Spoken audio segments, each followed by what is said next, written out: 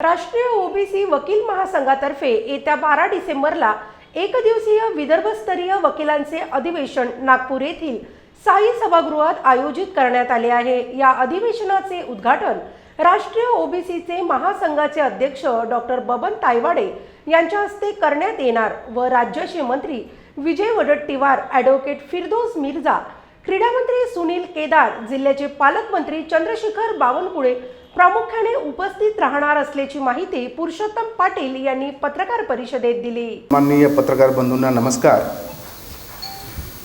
राष्ट्रीय ओबीसी वकील महासंघ एक देशामध्ये कार्यकुशल वकिलांचा हा संघ आहे।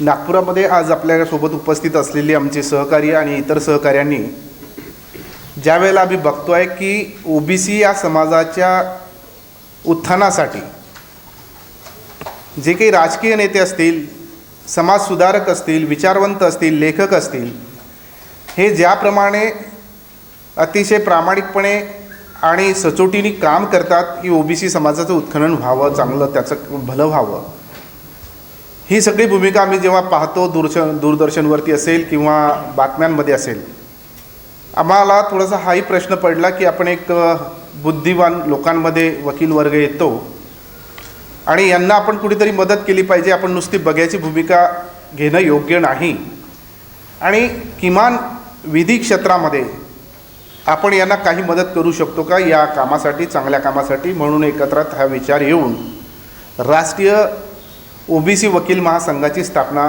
करण्यात आलेली आहे। त्यामध्ये वेगवेगळे उद्दिष्ट आम्ही आपणाला दिलेली आहेत, पण विधी क्षेत्रामधील ओबीसी समाजातील येणारा जो वर्ग आहे, आम्ही बघितलं आहे बराचसा वर्ग हा ग्रामीण भागातून येतो। त्यांना how to present their matters before the court, कसं इथं स्टँड व्हावं, कसं आपण सेटल व्हावं, यासाठी अनेक समस्या असतात। आजचा जो उद्देश आहे, 12 डिसेंबरला आम्ही विदर्भस्तरीय अधिवेशन साई सभागृह शंकरनगर इथे आम्ही आयोजित केलेलं आहे। त्या संदर्भातली माहिती देण्यासाठी आम्ही इथं आलेलो आहे। तर त्या अधिवेशनामध्ये विदर्भभरातनं वकील यामध्ये पार्टिसिपेट होणार आहेत आणि या अधिवेशनामध्ये एक आम्ही दुसऱ्या सत्रामध्ये या ओबीसीच्या विषयावर अभ्यास ज्यांचा चांगला आहे असे ॲडव्होकेट गणेश हलकरे अमरावतीचे यांना आम्ही एक प्रमुख वक्ता म्हणून इथे बोलवलेलं आहे। गणेश हलकरे ॲडव्होकेट गणेश हलकरे यांना आपण वक्ता म्हणून इथे बोलवलेलं आहे आणि सुरुवातीच्या सेशनमध्ये या ओबीसी विभागाचे सन्माननीय मंत्री विजय वडेट्टीवार साहेब, त्यानंतर नागपूर शहरातील दुसरे मंत्री सुनील केदार साहेब आणि इतर सन्माननीय सर्वजण या ठिकाणी उपस्थित असणार आहेत। त्यामध्ये जी नावं आहेत त्यामध्ये चंद्रशेखर बावनकुळे साहेब एक्स मिनिस्टर हे पण असणार आहेत, मोहन मते साहेब MLA, विकास ठाकरे साहेब आमदार, परिणय फुके साहेब आणि अभिजित वंजारी साहेब हे आमच्या पहिल्या सत्रामध्ये पाहुणे असणार आहेत। आणि ओबीसी या प्रवर्गातनं बार काउन्सिल ऑफ महाराष्ट्र आणि गोव्याचं जे प्रतिनिधित्व आमचं करतायत त्यामध्ये advocate Milind Thobde, advocate Annarao Patil, advocate Jayant Jaybhave, advocate Anil Gordipe, advocate Ashif Qureshi आणि advocate Avinash Awhad, advocate AU Pathan या लोकांचा तिथे आम्ही गौरव करण्याचं आम्ही ठरवलेलं आहे। आणि नंतरच्या दुसऱ्या सत्रामध्ये मी आपल्याला अगोदर सांगितल्याप्रमाणे ॲडव्होकेट गणेश हलकरे हे ओबीसी वकील आणि ओबीसी समाजासाठी वकिलांचं काय योगदान असावं या प्रश्नावरती ते प्रकाश टाकतील, यावरती ते व्याख्यान देतील। असं स्वरूप आमच्या त्या दिवशीच्या कार्यक्रमाचं असणार आहे। ही वकिलांचं जे अधिवेशन आपण 12 डिसेंबरला इथे साई सभागृहामध्ये जे घेतो आहे त्यामध्ये आमच्या वकील ओबीसी समाजाचा जो वकील आहे त्याला जे व्यवसायामध्ये अडचणी जाणाऱ्या आहेत किंवा पुढे जे काही त्याला प्रगती करावी लागेल, कशी करायची, आपल्या व्यवसायामध्ये कसं स्टँड व्हायचं, हा एक महत्त्वाचा उद्देश आमचा किंवा तो महत्त्वाचा मुद्दा तिथे असणार आहे। त्याशिवाय ओबीसीचं आरक्षण कसं टिकवता येईल यासाठी आमची टीम ॲज अ लॉयर, आम्ही जी आमची राष्ट्रीय ओबीसी महासंघ माननीय बबनरावजी तायवाडे साहेब ज्याचे राष्ट्रीय अध्यक्ष आहेत त्यांना आम्ही कशा प्रकारे मार्गदर्शन करू शकतो, काय मदत करू शकतो आणि राजकीय आरक्षण असो किंवा सामाजिक आरक्षण असो ते कशा प्रकारे टिकवता येईल, वकील या नात्याने आपण काय त्यासाठी करू शकतो, याचा आमचा दुसरा महत्त्वाचा मुद्दा आहे. ह्या दोन मुद्द्यांवरती तिथे प्रामुख्याने चर्चा होणार आहे.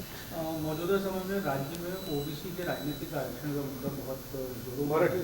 हाँ, कांग्रेस और भाजपा अपने अपने तरह से तर्क दे रही है. आप चूंकि संविधान को ज़्यादा जानते हैं, तो आपका इसमें पक्ष क्या है और आपकी क्या भूमिका है? मराठी. बरं, सर्वात पहिले ही नॉन पॉलिटिकल ऑर्गनायझेशन आहे. दुसरं, जो ओबीसीच्या आरक्षणाचा जो प्रश्न आहे, तर मी सुरुवातीलाच आपल्याला सांगितलं की empirical data is the foundation, आणि सुप्रीम कोर्टाने इंद्रसाहाणीपासून नंतर अशोक कुमार ठाकूरच्या केसमध्ये सातत्याने हे अधोरेखित केलेलं आहे. आणि जोपर्यंत शासन ही रिक्वायरमेंट पूर्ण करणार नाही तोपर्यंत आरक्षण न्यायालयाच्या किंवा कायद्याच्या सचोटीवर टिकू शकणार नाही. त्यामुळे खरोखरच जर ओबीसी समाजाला आरक्षण द्यायचं असेल तर ते राज्य शासन असो किंवा केंद्र शासन असो, त्यांनी प्रामाणिकपणे प्रयत्न करून न्यायालयाच्या किंवा कायद्याच्या सचोटीमध्ये हे आरक्षण टिकवण्यासाठी व्यवस्थित प्रयत्न केले पाहिजे. एम्पेरिकल डाटा देणं अत्यंत गरजेचं आहे. त्यासाठी शासनाने त्वरित जर उपाययोजना केल्या तर ते शक्यसुद्धा आहे. सेंट्रल गव्हर्नमेंटने जर ऑर्डर दिल्यात सगळ्या राज्याला किंवा इम्पेरियल डाटा हा तुम्ही तयार करा, तर राज्याला ते करावंच लागेल. आणि एकदा ज्या ऑर्डर दिल्या तर याला जास्त वेळ लागणार नाही, कारण प्रत्येक गावामध्ये ग्रामसेवक आहेत, ग्रामपंचायत आहेत, प्रायमरी टीचर्स आहेत, बाकीची यंत्रणा सगळी तयार आहे. म्हणजे स्टेट गव्हर्नमेंटने असं म्हटलं की सेंट्रल गव्हर्नमेंट अशा ऑर्डर दिल्यात तर ही जास्तीत जास्त 7 दिवसाच्या आत हा इम्पेरियल डाटा तयार होऊ शकतो. सेंट्रल गव्हर्नमेंट ऑर्डर देण्याआधी राज्य सरकारने ऑर्डर दिली तर हा डेटा तयार होऊ शकतो. नाही, सेंट्रल गव्हर्नमेंटने स्टेट गव्हर्नमेंटला सांगायला पाहिजे की असा इम्पेरियल डाटा तुम्ही तयार करा आणि स्टेट गव्हर्नमेंटने फॉलो करायला पाहिजे. पॉलिटिकल जी पार्टीज आहेत ती काय या मुद्द्याला भटकवत आहे का, फसवण्याचा प्रयत्न करतायत का, वाटते का? नाही, पॉलिटिकल पार्टी त्यांच्यावर मी बोलणार नाही काय करतात ते, परंतु ही जबाबदारी आहे सेंट्रल गव्हर्नमेंटची आहे आणि त्यानंतर स्टेट गव्हर्नमेंटची आहे. इम्पेरिकल डाटाबद्दल जे तुम्ही विचारताय ना की राज्य सरकारची जबाबदारी आहे की केंद्र सरकारची, जबाबदारी दोन्ही सरकारची आहे, पण केंद्र शासनाचे डायरेक्शन्स फार इम्पॉर्टंट आहे. जोपर्यंत केंद्र शासन राज्य सरकारला डायरेक्ट करणार नाही तोपर्यंत याच्यामध्ये निर्णय होणार नाही. आणि इम्पेरिकल डाटा जो आहे तो केंद्राने यासाठी डायरेक्शन्स द्यावे, कारण राष्ट्रीय ओबीसी महासंघ संपूर्ण देशामध्ये आहे. फक्त राष्ट्रीय ओबीसी महासंघ महाराष्ट्रापुरता मर्यादित नाही आणि राष्ट्रीय ओबीसी वकील महासंघाची शाखाही फक्त राज्यापुरतं बोलत नाही, संपूर्ण देशामध्ये जे अनेक राज्य आहेत त्याच्याबद्दल बोलते आहे. म्हणून इम्पेरिकल डाटाचा विचार जर तुम्हाला करायचा असेल तर आधी पहिली जबाबदारी ही केंद्र शासनाची आहे, दुसरी जबाबदारी राज्य सरकारची.